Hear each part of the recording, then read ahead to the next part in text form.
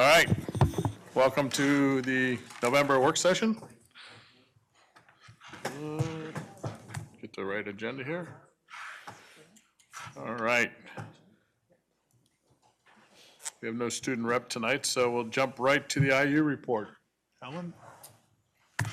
I have nothing tonight. All right, we're moving along. All right. Dave, let me just say this. We did lose a board member. Yes.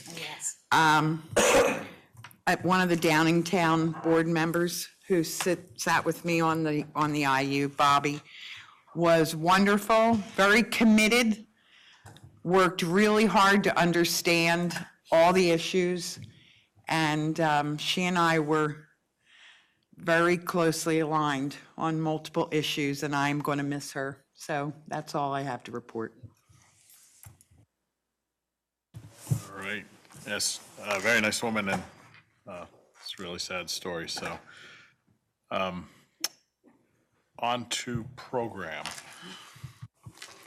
Yes, we are going to, as was directed by the board to administration, to begin the exploration of the possibility of a full-day kindergarten. If you remember, last year we discussed the financial feasibility, and the comprehensive plan included an exploration of the possibility of implementation of a full-day kindergarten. Some of the public feedback that we received, one in particular talked about clarifying what that actually meant. Did that mean that we were going to spend the next 3 to 5 years exploring the possibility of full-day kindergarten, or was the exploration prior to the implementation of the plan? So after sharing that comment, we had a conversation, and the board directed administration to consider what that would look like and to really look two-prong. One, what is the feasibility from a financial, logistical standpoint, as well as what is the informed feedback from the community, and where are we as a Great Valley community in the implementation, even the consideration of the full-day kindergarten. So it's very clear at this point, this is simply the presentation of the communication plan, understanding that no decision would be expected to be made on whether or not the implementation of full-day kindergarten will happen until January. Will be a more comprehensive, and Jen Blake will explain the plan. But this is not a decision-making presentation tonight. This is simply a layout of the plan moving forward. So, thank you, Jen. Thanks for having me here tonight. I'm just going to spend a few minutes outlining the communication plan that's been shared with you. So as Dr. Speaker Polubinski just referenced, the scope of this plan runs only through October to February of next year. And that is because it is intended to be a communications plan related to our study, our awareness building, and our assessment of interest in full-day kindergarten. If in fact you were to move ahead with full-day kindergarten in February, we would certainly need a more comprehensive communication plan that includes many more areas that are included in this. For now, this plan focuses on 3 specific goals related only to the consideration of full-day kindergarten. Here's a look at those plan goals. They center around informing and engaging our stakeholders in a process over the next few months that will help determine a possible larger effort moving forward. As we inform and engage, we want to be clear in articulating both a rationale and structure for our work, and we want to be thorough in addressing impacts that are related to finance, facilities, and educational programming. So I'm not going to read the goals to you. They're there for you to see.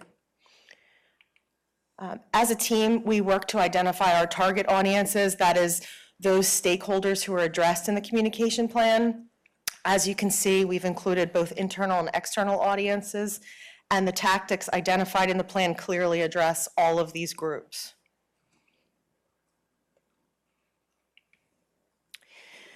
Consistency is the key to any organization's messages, and our key messages serve as the why, in this case, the why related to our work to investigate full-day kindergarten.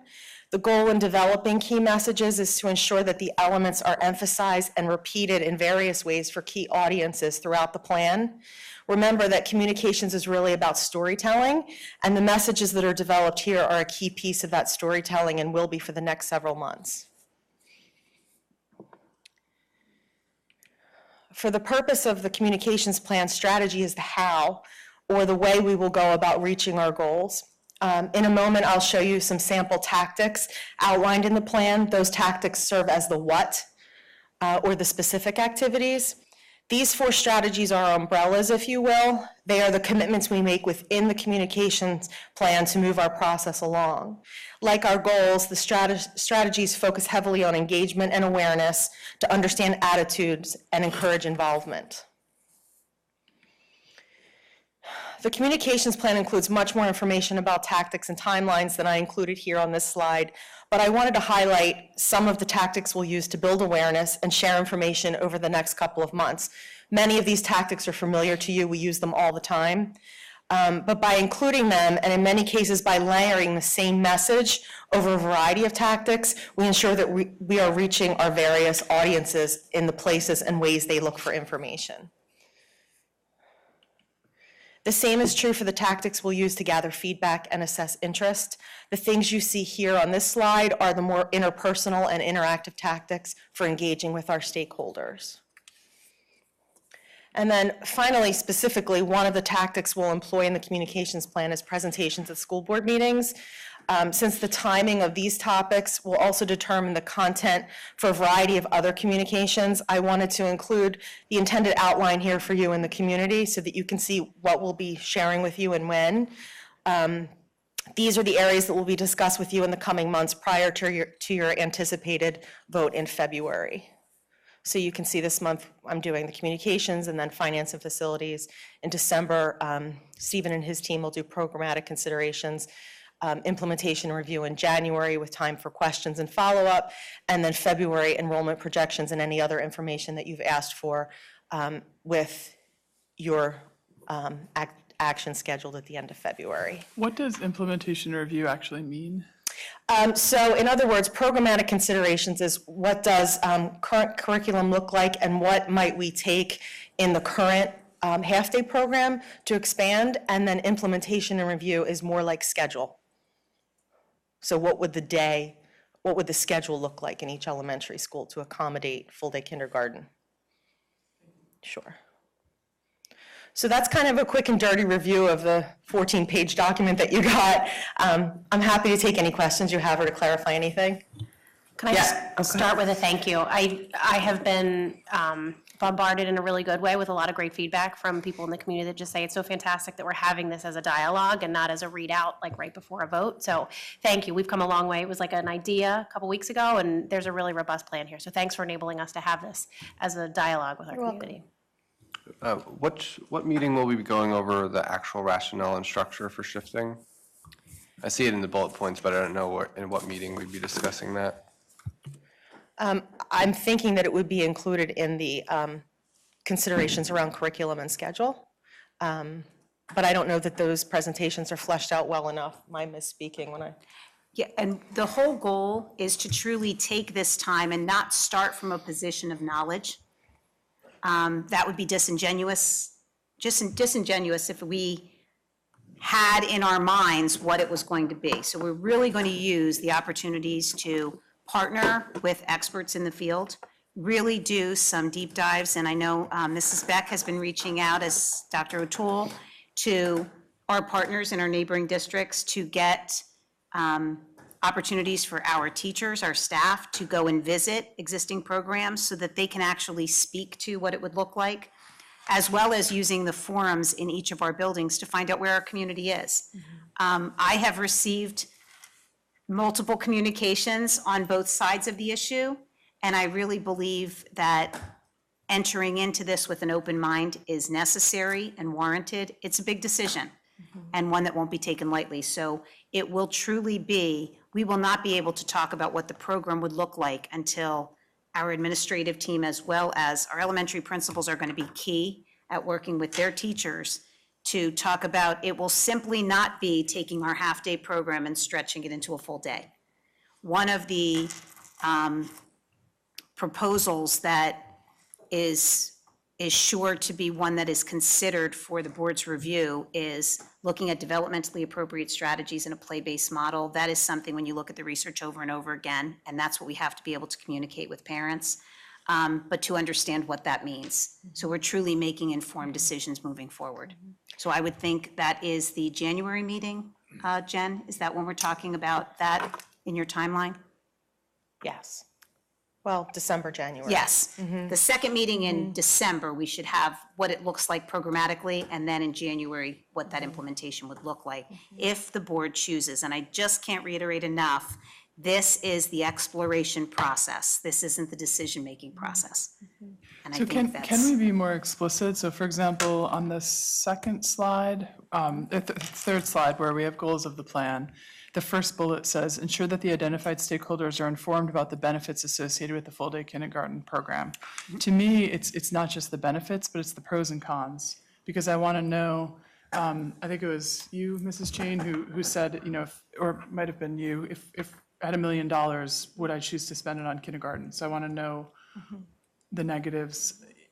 I'm a huge full-day kindergarten, I'll just put it out there, I love the idea, but I want to see what we're giving up if we did progress with it, and what are the negatives with it, not just the positives. Absolutely. And I believe that in order to make a plan, if we don't identify and have an informed conversation about why would we explore this in the first place, and I believe that's why it's stated this way, it's the why. The very fact that we're taking the time to do the exploration, we have to talk about, is this even a beneficial activity for us to take this time from now until January to do the forums, to have the teachers visit the schools, to have the principals work with their teachers. So it's certainly, the goal of the plan is to establish a clear why, investing the resources to get to that decision-making point, but we will certainly through this process also identify what are some, why is that number not 100% of school districts implementing full-day kindergarten? There are reasons why some communities choose not to, and we'll certainly be talking about that as well. And in some places, it truly is a financial and space issue. So we'll be talking about if this is something, and that's why the first place to start is the feasibility. If it's an impossible program to implement for next year, then that would stop us in our tracks within the next month. I have a related comment and a couple of questions. So I agree there fully that we want to make sure that we're doing pros and cons. I also support the idea of full-day kindergarten, need to know more. But I understand that there's people in the community who don't necessarily support it, and maybe it's not for budgetary reasons, I don't know what reasons. I want to make sure that we're listening and understanding those objectives, because if we do decide to move forward, we're going to have to not just go up with the pros, but also be able to respond to people's objections. And I don't fully understand them myself, but I'm eager to learn and make sure that we listen, not just sort of push out the information. One of the things we have built in, which is not reflected in the plan because we actually just talked about it today, is following this meeting with a letter to parents and community members about the communication plan and encouraging their participation and the engagement opportunities that are coming. But very early on, we want to survey just a simple question about what information do you need or what concerns do you have about full-day kindergarten, so that we can incorporate those questions and concerns into the school-based forums that we're planning. I also want to just note that we heard very clearly the board say that we not only want to gather opinions, but we want educated opinions when we gather them. So the timing of the plan is structured in a way to allow for that education to happen before surveying, real deep surveying occurs, which won't be in probably until the second week of December. So that's intentional to allow us time to share resources and have conversations and understand the concerns around full-day kindergarten. That's great. And to that point, I was also going to ask how we're going to make sure that we get to all the stakeholders. You have a list there, but I was thinking of things, and you're the expert, not me, like a press release that's in the local paper, and there's people who don't have kids in the schools, who don't participate in any of the things that are listed there, don't get those newsletters. So how are we going to get to them? Are we going to go through, the YMCA, the library? I don't know, but I want to make sure that we find a way to these parents who aren't connected at all to our school community right now. We have a number of connections and opportunities to connect. The first is the magazine, which timing works out for us because we have an issue coming out in December where we can advertise. We also have meetings planned with our daycare providers and the people who offer full-day kindergarten programs. So we're meeting with them at the end of the month, and we'll be asking for their help in sharing. We'll post on our website, we'll do flyers that we'll hang in community places with QR codes that people can scan to take the survey. And hopefully, some of the demographic information that we gather as part of the survey will help us sort it in a way that's really most helpful to us.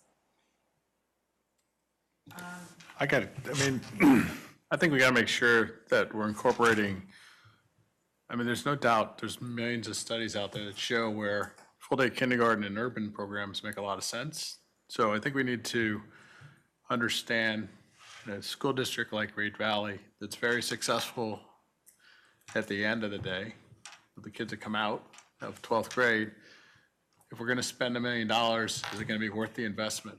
And as Amy has said, if that means my classroom sizes are going to get bigger because, and I'm not saying they are, but I'm saying you got to have trade-offs, right, of different things, or tiddlywinks goes away so I don't upset anybody by saying the wrong program, because we're spending $1 million to have full-day kindergarten. Sometimes there's trade-offs, and that's what this board's got to make sure they weigh to understand all the pros and the cons and the return on an investment. I hate to use that phrase with students, but it really does come down to that. We are limited by Act 1, pensions, et cetera, that there's curtail what we can do. And then we need to be incorporating in the future, if we're going to need additional building space for kindergarten, and all the growth that's going on in this district, what's our overall plan? Because if we're going to be spending $1 million more on kindergarten, but we need $5 million more to build a new facility, whatever we decide the facility may or may not be needed, all that's got to be wrapped into one cohesive plan looking forward. My concern is this is a very aggressive timeline to have all that information brought together to make a good decision, because you're asking basically in 3 months, this board to decide, should we have full-day kindergarten? And I'm concerned that all those questions can't be answered in 3 months. And it's a great plan, don't get me wrong, as far as Thank you. getting You're right, it's community aggressive. involvement. It is aggressive. And so I want to make sure that, I lean the other way. I look at it, is it worth $1 million Sure. when we're Sure. one of the top schools in the state? I guess I would just caution about asking questions about priorities without defining for the community what the board would put on that list, if that makes sense. So in other words, if you were to open it up and say, what would you be willing to lose to offer full-day kindergarten, that could run anywhere from lunch to transportation to eighth Sure, but grade, if you know what I mean? somebody- But see, if you just simply ask somebody, do you want full-day kindergarten? They're going to say, of course I do. Why wouldn't I, right? But if somebody understands there's a cause and effect of every decision that we make, right? Then they understand that, well, wait a minute here, what does that really mean, right? Does it mean higher taxes? Well, that may be okay, right? We don't have to sacrifice anything, we raise taxes, everybody's happy, that's one answer. Everybody's happy. Well, I'm just, well, you know what I'm saying. So I Well, I'm have, just saying, so, but we also have to look at the fact that we do have a building problem coming down the road if growth continues at the pace it's going. And that's got to be a factor into the economic decision of full-day kindergarten, is all I'm saying. And you know what? It may not matter. You've got to spend X number of dollars for a new facility, a few more classes for full-day kindergartens, trivial costs, done, over, move on. I don't know, but it's just something I think that's got to be carefully understood, that's all. It's almost like in the wording of the question, do you believe that the investment in full-day kindergarten is a worthwhile investment for the district, as opposed to, do you think it's a good idea? Because, of course, it's a good idea. The question is, at what cost is it a reasonable? Well, and I If it don't was think $10 we million, can say, of would course, we- it's a good idea right now, because we don't know the people Right, but if it was really $10 million, think it's a good would you idea. do it? So, If it was $10 million, would you do it? I mean, there is a threshold you say, is it worth the investment, that's all. well, but I have two concerns here, and they're major concerns. First off, I really think that this board has questions to answer before we go into the public. Secondly, You know, when you start off with things like ensure that the identified stakeholders are informed about the benefits associated with a full-day kindergarten program, this board hasn't decided whether or not statements like that are true. And my concern is that if we go out into the public to seek information, already giving the perception that it looks like we're steering this to that end, I think that is misleading, because I'm not ready at this point to make a determination as to whether I think it's good for us or not good for us. And I think before we go to our community, because the decision basically is really ours as to whether or not we want to head in that direction, I think we need to do that work first before we go out into the public to say, and I'm far from there. I just want you to know, I'm not there. I cannot, if you asked me right now, how do you feel about this? I'm way far from giving a yes or no answer. So I think before we burden our community, getting them involved too soon, which essentially might wind up giving us an answer that really isn't the answer that they want to give because of the timing. I think that we need to do some work on this with our administrative team prior to going out to all the other stakeholders. I respectfully disagree, and I want to know what the community thinks before we make internal decisions. So I want to hear whether the community wants this even. I agree with that as well. And it's not just the community. This plan that you laid out actually gives us, we're going to hear about from the community, but we're also going to hear from the experts within our district, where there's a whole phase plan of getting us the information that we need. And I would hate to wait, because if we do find out that it's a good thing to do and we can still do it for next year, we may want to. And if we delay further, then we're eliminating that I possibility. think it's parallel paths. Yeah. I think that both can happen simultaneously. I mean, I think just on balance, I would want to understand what the program is, because you hear a lot about like going from half-day to full-day kindergarten. It turns into just lunch, recess, and a really long nap in the afternoon. It's like, well, what's the purpose of that, short of just serving as a half-day's worth of daycare?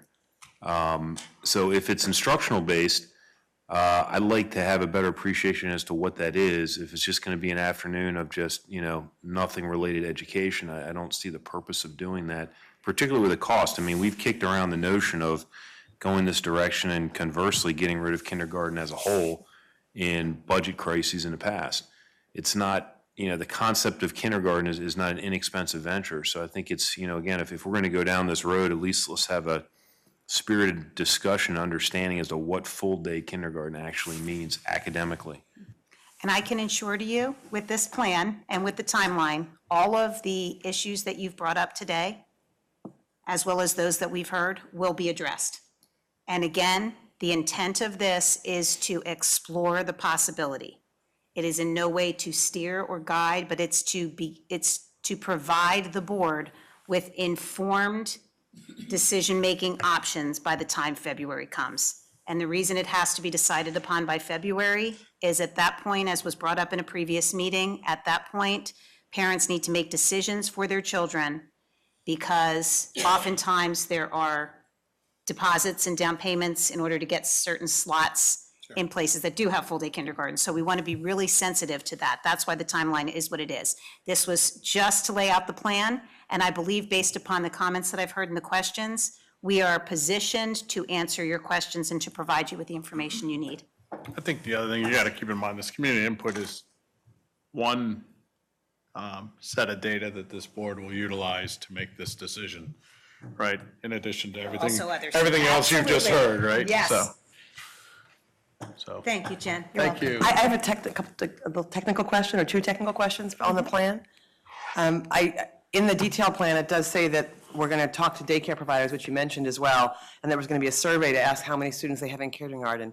I'm well aware that daycare providers around here provide daycare for kids who live here, but also for kids who live far away and whose parents work here. Is there any way to separate that out? Sure.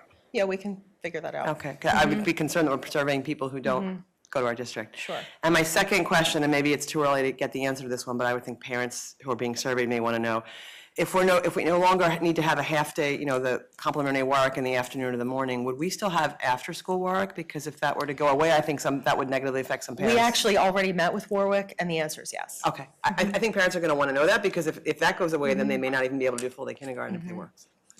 And just to address that, the reason that we met with Warwick is this was presented at the board meeting last month. And as you can imagine, there is a revenue opportunity that is offered in the alternate half-day. So for our kindergarten students that are currently paying for the offset of their kindergarten experience, so as you can imagine, that impacts budgets for others and people and their personnel decisions. So out of respect, we told them that we were starting this exploration, and we wanted to let them know that what the plan would be moving forward and that it was going to be presented to the board this evening. And we would plan on involving them in getting input as well, because they would have some decisions to make if, in fact, they would need fewer staff if we offer full-day kindergarten. But just to clarify, I mean, the discussion, and as with many other districts, if we did this, the goal would be to still offer before school and after school In all of our buildings. in all of our buildings Yes. for, just like there is now. That was the conversation that we had. It's the middle part that goes away because they'll be in kindergarten instead And of. that's how their contract started. We only added the during school about 20 years ago.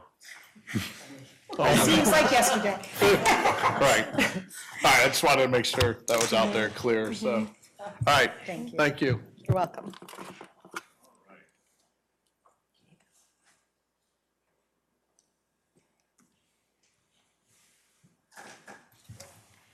Dr. O'Toole will be presenting on the revised comprehensive plan. If you remember, it has been out for review for the public, and it was actually the comment, I believe, which spurred on the previous conversation about full-day kindergarten. So Dr. O'Toole has updated the plan to reflect the areas that we discussed previously. Thank you. So to lead in from the previous conversation, you'll notice on page 116, we only have really two changes to the plan, but on 116 is the information about the full-day kindergarten to specifically identify the fact that since we are in an exploration phase for the plan starting in July of 2019, not knowing exactly where we may be at that point, it was just phrased that the board will continue to explore if we're still in an exploration phase, or implement if we are actually implementing a plan for full-day kindergarten in all elementary schools to ensure students begin first grade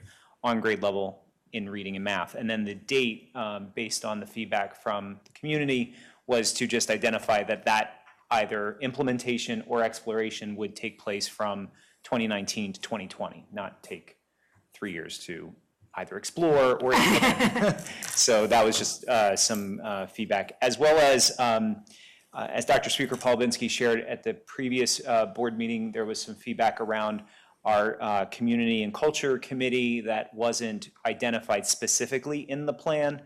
So on pages 102, 108, and 130, the same goal or the same implementation strategy that can apply to those various goals that they're under now reads that the District Community and Culture Committee will explore educational equity within the district and identify multiple opportunities to increase understanding and appreciation of cultural diversity within the district. The committee will review academic achievement and qualitative data for various groups, including but not limited to race, ethnicity, gender, socioeconomic status, special education status, and language proficiency to identify any areas of disparity. The committee will examine best practices and provide recommendations to decrease any identified areas. So the reason why that is spread as an implementation strategy for across the plan is because it does impact identification processes, it identifies curricular aspects, it identifies data achievement. So it applies to those goals that are listed, but it's the same implementation step. So those are really the only revisions that have been made since the draft was presented to you, and it still is in draft form and will not be in final form until your approval next Monday. Dr. O'Toole, thank you for making those changes and addressing the public comment. Sure, Really absolutely. appreciate it. Okay, thank you.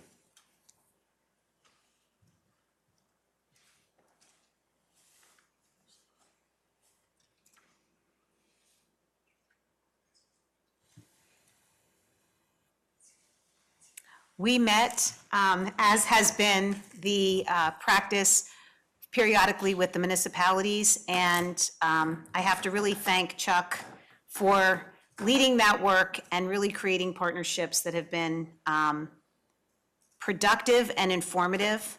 The information that we've received is not necessarily what we were expecting to hear. The development is continuing, and the future is bright. It's a great problem to have. We can expect to grow. Yeah, I can tell you the biggest addition since the last time we talked was the adding of the, I don't know, the Knickerbocker landfill development. Probably don't want to say that. Well, Maybe the Knickerbocker. well, it's better than Atwater, the quarry development. But there's a development now that's been proposed or it's in the early works to add about 331 homes similar to Atwater without having the Haven at Atwater. The Haven is the apartment complex at Atwater. Just all these single and carriage and townhomes. So consequently, after that meeting, the developer of that property reached out. I met with him and his partner last week to just kind of get a little discussion. Basically told him if his development goes through, you will definitely be building. If this goes through, you will build. Right now, you're on the cusp of building and having to do something. If this gets approved, you will build. I can guarantee stuff now, because what are you gonna do to me?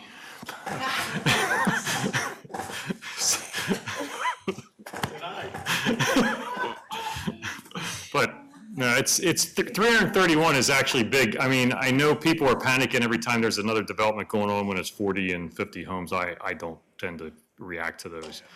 Much over about 200, you kind of have to see as a little bit of an impact. My neighborhood was 300 homes of similar to what you described. It was 100 in primary and 100 in secondary. We'll continue to meet. I promised him a meeting with the superintendent. So we'll see. I'm trying to work that out, although it's kind of busy now with all the stuff going on. But we will definitely try to meet with them. Everybody else seems to be developing as we have projected so far. But it's a good productive meeting. We've been doing these about quarterly, so we'll probably have another one probably right after the Christmas holidays. And we are also planning to partner with, East Whiteland had asked us to come to their meeting and present, because just as many of our stakeholders are questioning, are we aware of the development that's happening? Their stakeholders are asking them, are you partnering with the school? Are we working in concert? So we are going to be going to, I believe in November. November 14th, Regina and I will be doing basically the enrollment projection presentation that we did for you guys at last month's work session. So, and I will guarantee that if that development goes on, that we'll build another building. You'll have to build another building. And just, I mean, to make sure everyone understands, these developments are virtually impossible to stop from, I mean, we don't control them. I mean, The townships, even the townships have a difficult time. If they've complied to the ordinances, it's almost impossible to say, I'm sorry, that's gonna be too many homes and too many students, and therefore we're not gonna let you build that. That's the unfortunate part of it. So, yeah, townships can fight them, but eventually they go through. I mean, when I first started here, the Yakabuchi guys were fighting to build the Charlestown Oaks stuff, and it took forever. And Altamont was, threatening Charlestown with, it was zoned, they could have put a trailer park there. And they went to court and did all kinds of stuff, and eventually now they're finally building something there. So that's like 35 years worth of stuff. Yakabuchi took a while. 15 years for Charlestown Hunt. Yeah, Charlestown Hunt was one of the quicker ones to go through. The Oaks was long with Yakabuchi, and Altamos is just building now. I mean, that's the one right before you get into Phoenixville on Whitehorse Road, but, The great, I really want to thank the board because it was at your suggestion that we started the meetings with the municipalities. And it has not only provided us with the insight and the information to move forward, but it has also created really wonderful relationships in this area, but as well with the municipalities of the services that they provide. The police have been amazing. Multiple resources have been unveiled, and it's really appreciated, so thank you.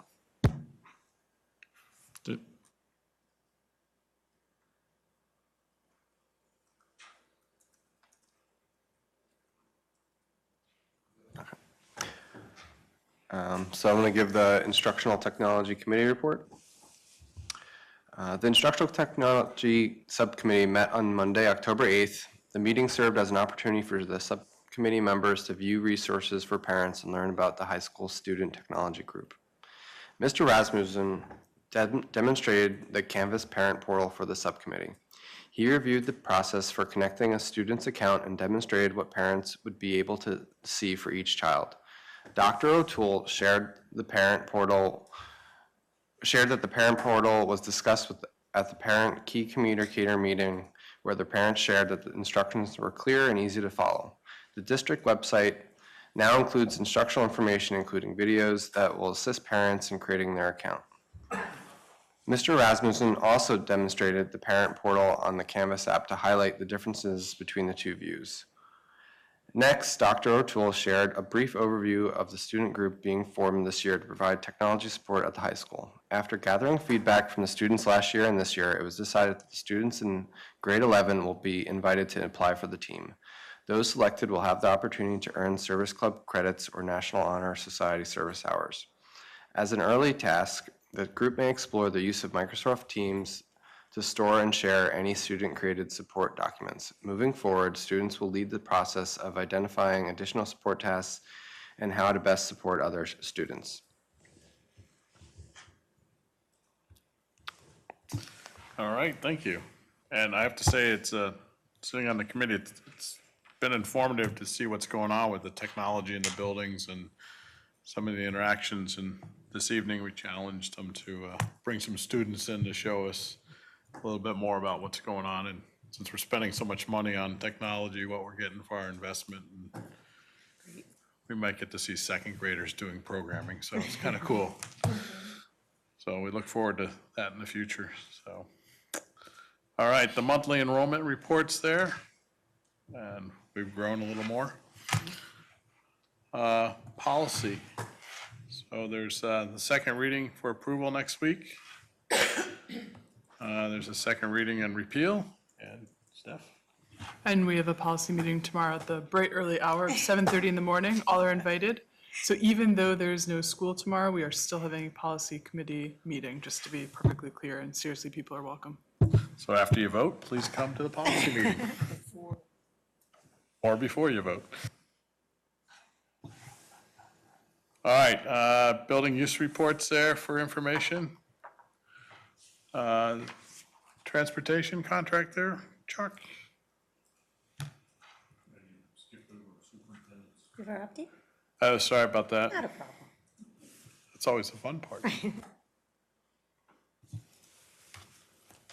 Once again, this is the highlight of the month, just giving, and it's certainly not an exhaustive list, but it's just to highlight some of the wonderful things that are going on across the district.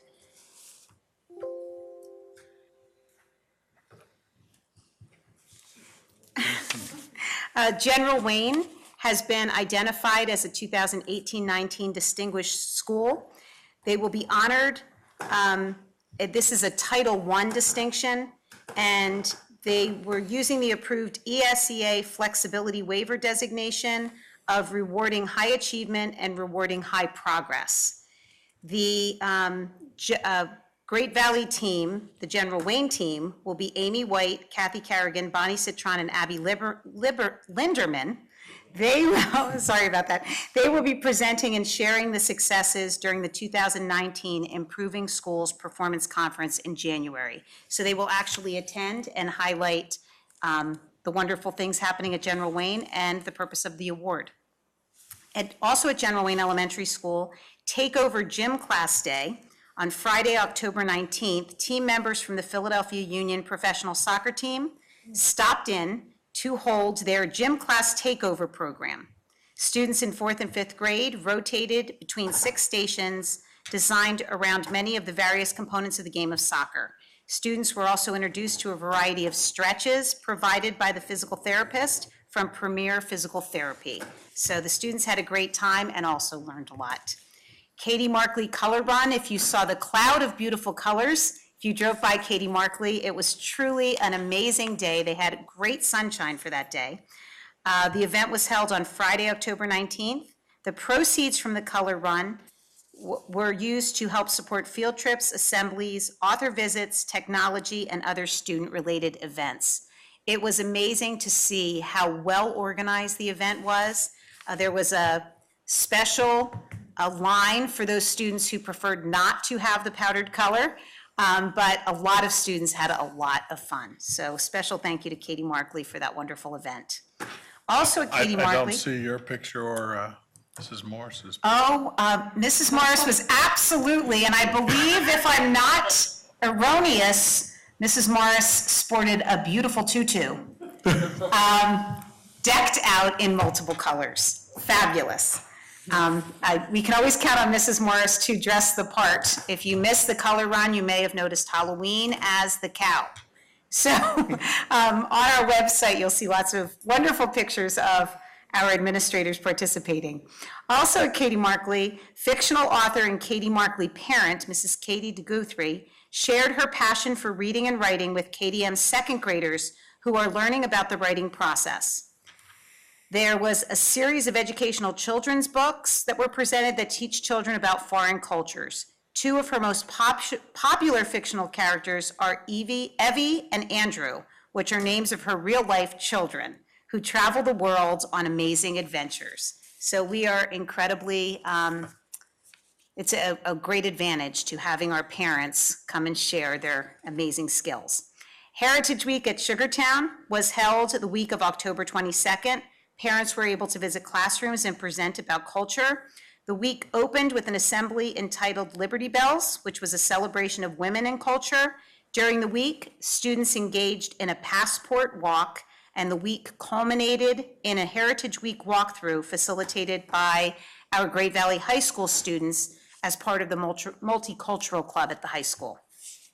So this is the second year that the high school students have been providing their support, and it's incredibly well received.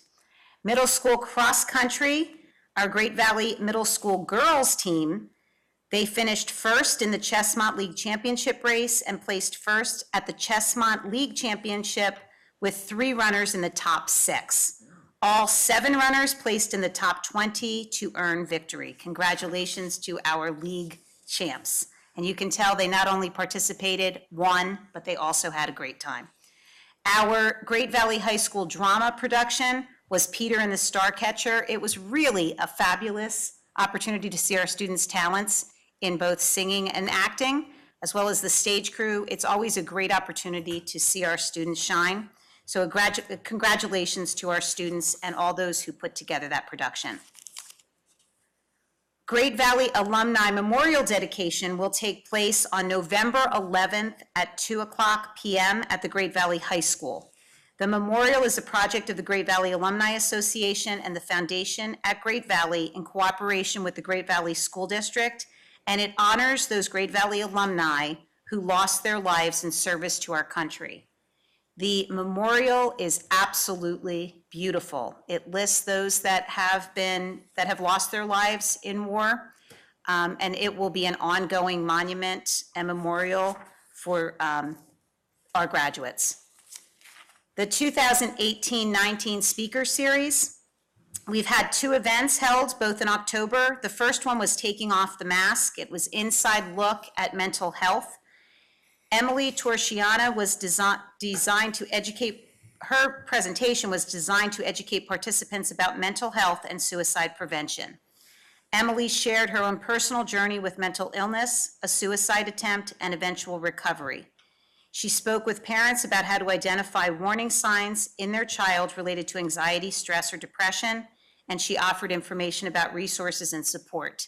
Emily attended our evening event for parents, and she actually lives in the area.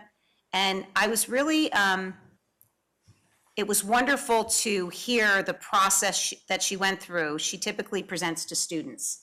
And what she said was, in going through her experience, she had asked her parents, what did they wish they would have known? And then brought that insight to our parents here. The following 2 days, she presented to the students at both the middle school and the high school. I really have to thank Dr. Wexler, the administrative team, Mrs. Blake for organizing the event. It really was a wonderful opportunity and a great resource to our students and our parents, and just the beginning of really healthy dialogue and conversations. The second of the speaker series was Have You Had the Conversation? And that was an event that was part of the conversation. It was designed for parents of elementary age students. The discussion focused on how to begin early conversations with children around drug and alcohol use, and provided parents with conversation starters and strategies that they can use with their own children. Prior to that event, again, Ms. Blake and Dr. Wexler worked with Be Part of the Conversation, as well as our building administrators, to gather questions or thoughts from our current fifth graders. So it was really interesting to see what some of our fifth graders are thinking about drugs and alcohol, and how do we address those conversations with our children. I do know that parents were very appreciative of that opportunity to have those conversations, and what was just shared with me this morning by a parent, it changed her conversation with her child moving forward to one of really opening healthy conversations and dialogue at home. The next event in the series is Keeping Our Children Safe, Learn How to Prevent Sexual Child Abuse, and it will be held on Wednesday, November 14th at the high school beginning at 6:30. That speaker series, that event is being held with Deb Ryan and part of the Chester County Crime Victims Unit. And Deb has reached out to us. She really wants to partner with us on helping spread awareness of child abuse among children, or among families in Chester County. Upcoming events, again, if you are looking for amazing things to come and see, as we shared, tomorrow and Wednesday are parent-teacher conferences, and then we have many turkeys trotting. So you can see November 8th and 9th, we have the high school turkey trot, Sugartown Turkey Trot, Charlestown Turkey Trot, and you'll see the following week is Katie Markley's Turkey Trot. So lots of turkeys trotting. November 12th to 16th is the American Education Week. November 13th is Charlestown Second Grade Concert. November 15th, General Wayne Kindergarten Play. November 16th, Charlestown Kindergarten Play, Middle School Heritage Fest. And November 21st to the 23rd is Thanksgiving Recess.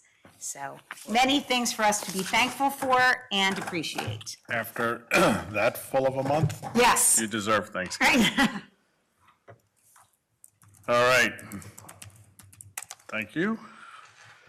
A lot going on. Yes. Very, very busy. All right, if it ever stops raining, hopefully for those turkey trots.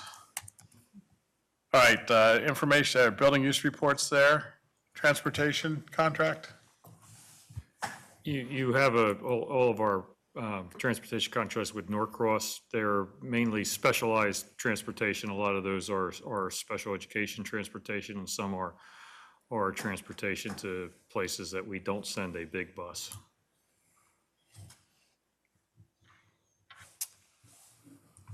All right. And then food service, the net share. You have the net share there for the year. So if there's any questions on it, you can let me know. We have a request to, last year, if you recall, you awarded a grocery bid. We actually act as the lead agency for about 40 other school districts with this grocery bid, and the term allowed for an extension of the bid for an additional year, and the group would like to exercise that option. So as the lead agency, you as the board would have to approve that option. So You have that there for consideration for next week. And you have a donation from Horace Mann, he's actually dead, it's his company, of $250 toward the food service department. So I believe they'll probably use it toward their holiday stuff they do for the winter break when they have this room filled with food. So that's the food drive. Yeah, thank you, Mrs. White. 37 I'll jump down to 37 years later and you still keep them in line, huh? We only ever had 2 secretaries. Linda's a short-termer. She's only been with me 14 years. You have student activity clubs to be added there. I have a question on one. With the BLT club, I'm already hungry. Yeah, I know. Badminton, was it? Badminton. They have a coach on here that they pay. Assume that person has to go through clearances too? Just want to make sure that happens. Yes, anyone working with students would go through, would go through Even our though they're clearances. kind of on this, all Absolutely. right, just making sure. Just saw that, so. It's one of those things that slip through the cracks. I want to make sure it doesn't, so. All right. Coach Yucky. Coach Yucky. That's his name, Yuki? Yep. All right, next one. You have the approval of the data warehousing analytics program through Forecast 5. It's one of their components called 5 Lab. Now, a little description of it. If you recall, the few of you that were here in 2010, when the board approved the Tetra data warehousing thing, which lasted about 2.5 years. It was our data warehouse. We were, and then Follett, I guess, swallowed it up or got rid of it, and we lost the Tetra data. It was actually Dr. Kozak's favorite thing, the Tetra data warehouse. Unfortunately, that. No, his favorite thing was he wanted the programmers to build it for you. Yes, and probably with what we spent on Tetra data, we probably could have hired the programmers. Tetra data was roughly 10 times the cost of this 5 Lab through Forecast 5. It's actually the one that Dr. Speaker Pawlowski and myself saw at the Forecast 5 conference in October, and a few of the Illinois districts are really using it. It's kind of a robust system that enables you to put data dashboards on virtually every school's webpage, so at a certain level. So we actually have a planned kind of mini data retreat for a few key people to drill down, get this ready as we develop our stories. This will help more with our stories as the year goes on. So it takes all of the external data from testing and things like that we currently have no place to deposit them and sort them and put them into an understandable place, and allows us to collect them and kind of put them out into hopefully a more understandable format and live. Some things are live, like it'll be live attendance data every day for us as to so what school has the best attendance data and things like that. I just have a question on it. Sure. There's not a document attached, so it's not clear to me. Is this a one-time fee? No, We're no, buying it, we use it there's for more. years, it's an annual The fee? 17,333 is prorated for this year. It's 20,000 after that. We're going to get the document attached. Okay. So it's an annual, so do we sign a multi-year license for it? And then we pay each year? It will be paid each year. We can drop it if we Okay. need to, although I can tell you, based on the schools using it, if we drop it, it's because we've dropped it. If we drop it, it's because we've dropped the ball. Yeah, okay, How's that? thank you. New Horizons training is training classes for our technology staff. The Ad Manager Plus Pro is our Active Directory. Sorry, can I stop you again? Sure. The New Horizons training that had Excel training and things like that, is that standard that people are trained in Excel? I just know, like, in business places often, they don't even offer those trainings anymore. You have to Well, figure it's it our out. people, it's to videos. train our people to answer the questions for their for the teachers and all Okay. that do that, so, Is that common practice? yes. Okay, I just seen in where I happen to work, they've dropped that stuff for years, and you just have to go find videos online, so I didn't know if that was what school districts did these days, too. I guess not. Thank you. So the ad manager is our Active Directory. Another technology thing. Khajiit are the little, call them hotspots that we loan out to students who don't have the wherewithal for internet support at home. Another donation from the Great Valley Middle School PTO. There's a list of things there. Can I ask a really quick question about Khajiit? Does that allow parents to access as well? For example, if they wanted to check on Canvas, like from their phone, for example? Okay, I just want to make sure.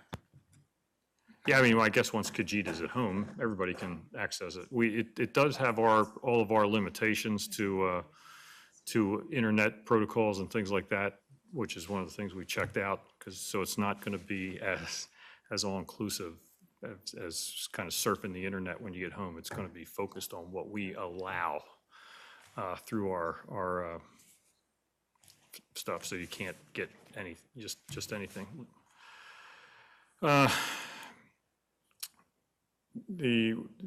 We had solicited an RFP for translation services, and we're actually recommending that we split this translation. We're going to award it to two companies for written translation services. That would be to Come Alive and an Indus translation service, and for on-site and telephonic interpretation. So written translation is obviously, we have a letter, needs to go home, we send it, or needs to be sent out, they return it to us, translated into whatever languages we request. On-site and telephone is if we need someone in person here to translate. A lot of times we'll do that for kindergarten registration or for certain special ed things. And telephone is if we need to translate, we can call, someone will translate. So you'd be standing with the person that needs the translation, talking into the speakerphone, and they would translate and reply. So we're recommending that the award be split into to two different distinct bids. The annual contract with Normandy Farms for the leadership team workshop. Sorry, I wanted to ask a question on the translation.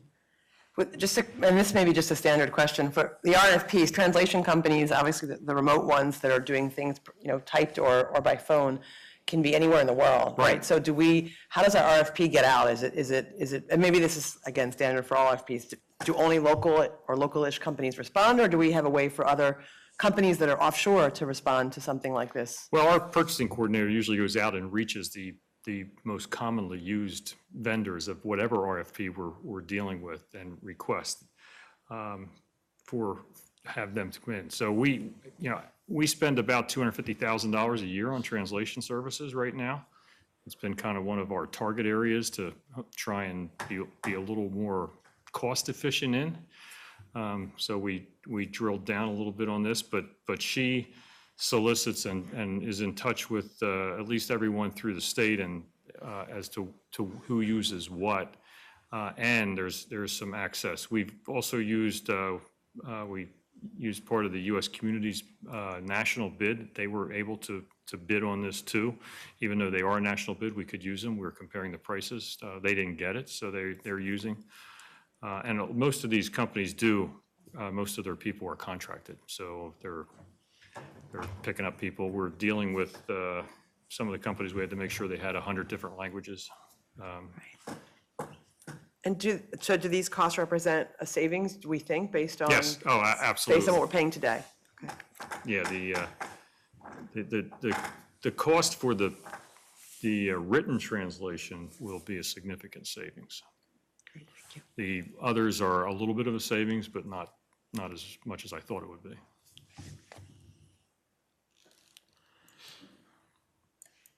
You have the Normandy Farm contract there, basically the same as last year. They've held their pricing. You have an appointment of consolidated engineers to lead us through the HVAC projects for next summer. And the letter there will list the projects, I think. It's not coming up right.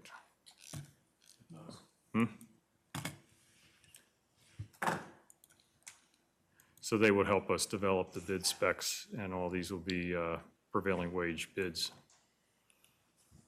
You have a contract there with Diamond Six for our educational services for June of 2019. I just want to make sure we address, this is the leadership training that's around our 5-year strategic plan on leadership development.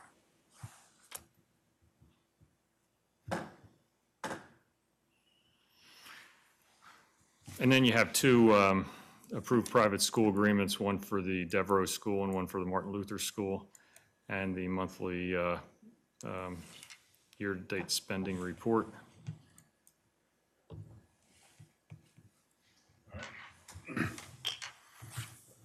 Thank you. Any other committee reports? Open to other comments, or? Good. I know she's got one real fast, yeah. Give me a moment here. Just want to put a plug in for our friends at the Foundation of Great Valley. We are in the midst of the annual campaign, so I'm putting the word out to the community. The campaign runs from October 19th through November 28th. And as a reminder, the foundation funds opportunities that go above and beyond for our kids. They have funded things like, there's this really neat Google experimentation kit that's giving the kids an opportunity to see the world in a very sort of virtual reality type way. Pretty cool. Some of the at-home internet that we talked about just a couple of minutes ago, some of the technology camps, some robotics programs. If you look on the website, there's a lot more information, but let's do what we can to support the foundation. All right, thank you. Any other committee reports? All right, comments? Can you briefly discuss what happens if a community member's house were to be destroyed in a microburst? How the school supports and what the process is, so people know?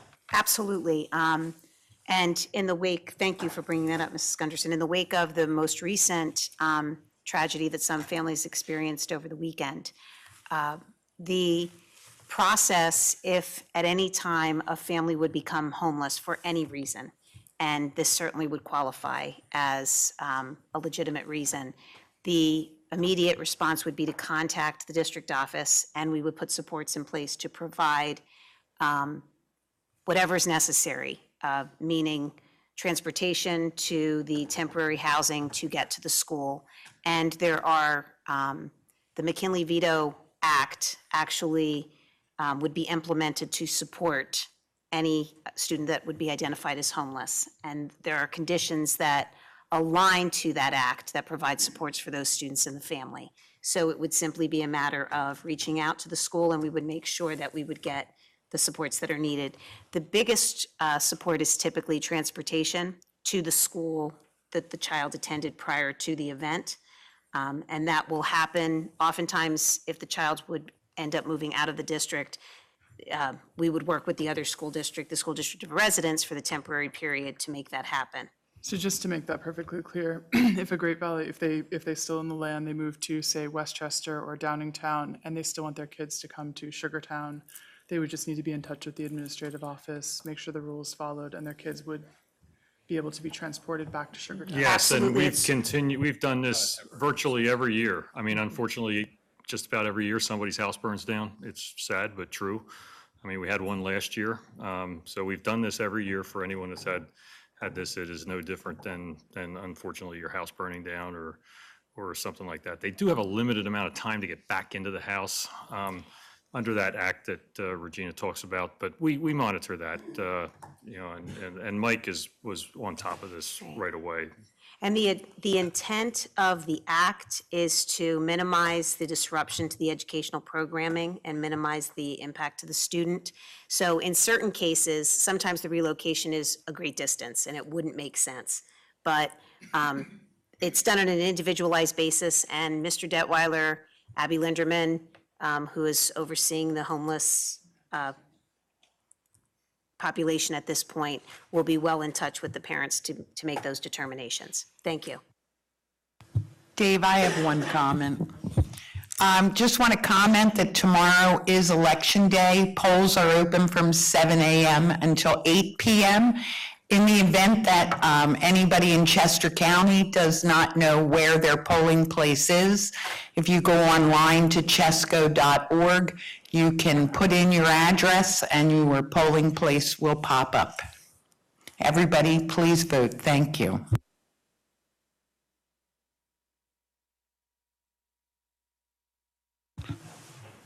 All right, any other comments? All right, so the draft agenda for next week is posted there. At this point, I will open up the podium for any public comments. If you want to come to the podium, state your name and residency address. And please try to limit your comments to 3 minutes or less.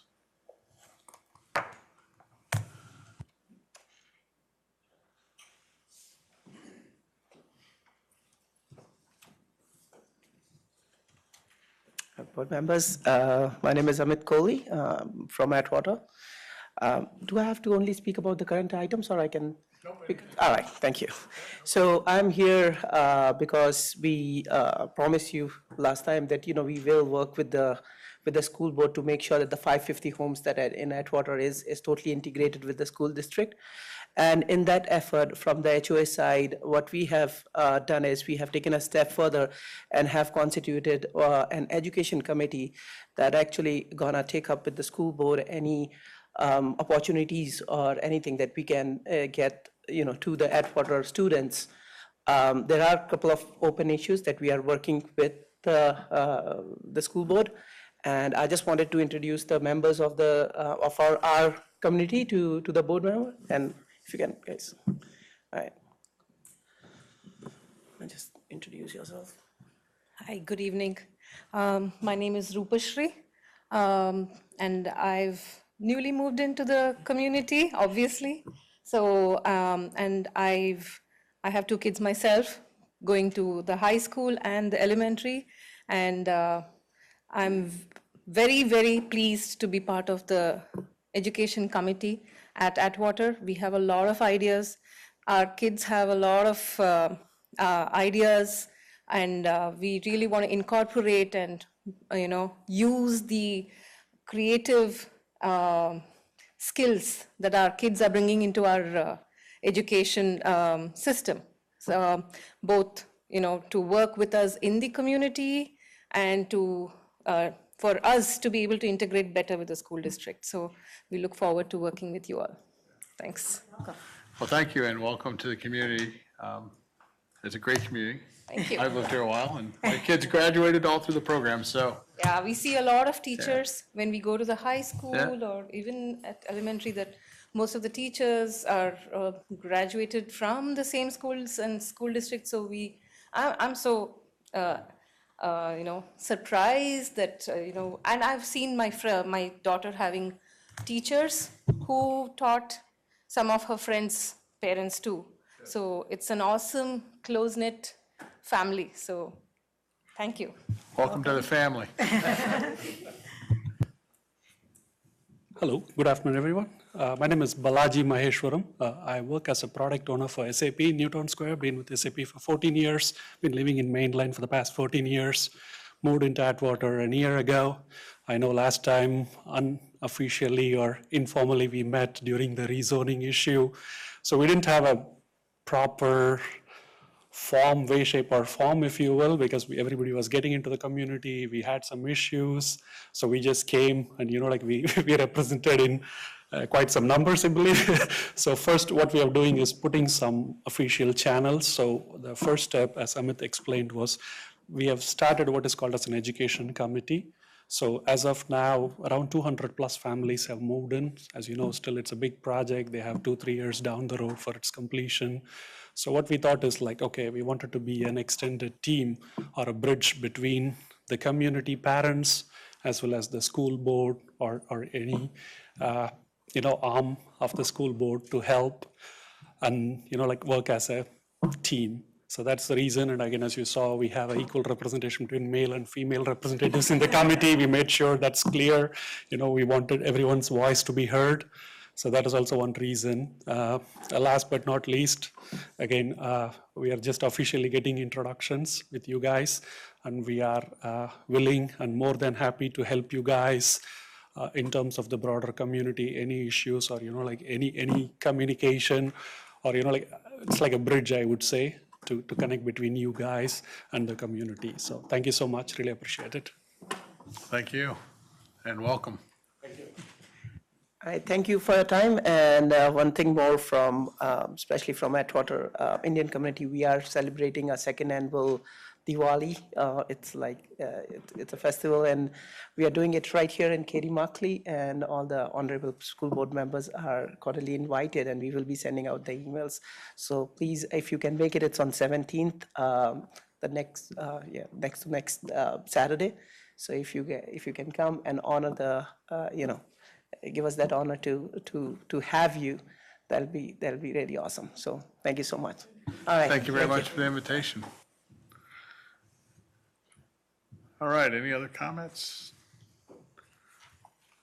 All right, the board met in executive session tonight to discuss some personnel and legal issues. We also met on Sunday, 7 p.m. whatever date that was, October, what was the date? 28. Sorry, Sunday, the 28th, for a personnel issue. Thank you very much for coming, and have a good evening.